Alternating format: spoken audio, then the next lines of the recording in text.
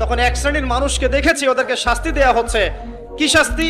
জাহান্নামীদের রক্ত এবং পুষ ওদেরকে খেতে দেয়া হচ্ছে। জিবরাইল আলাইহিস সালামকে জিজ্ঞাসা করা হলো যে এরা কারা? তিনি বললেন, এরা আপনার উম্মতের সেই সব ব্যক্তি যারা মাদকদ্রব্য সেবন করত।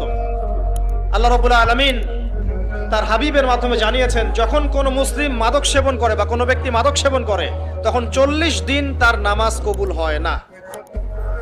এরপর যদি সে তওবা করে, তাহলে আল্লাহ পাক তার তওবা কবুল করবেন ইনশাআল্লাহ।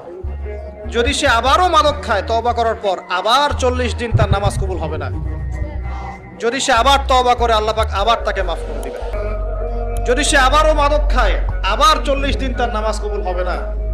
তারপর যদি আবার তওবা করে, আবার আল্লাহ তাকে মাফ করে দিবেন। এরপরেও যদি সে আবার মাদক দ্রব্য সেবন করে, নবী সাল্লাল্লাহু আলাইহি ওয়াসাল্লাম বলছেন, তাকে আল্লাহ রাব্বুল আলামিন পরকালে মৃত্যুর পরে তিনাতুল খাবাল পান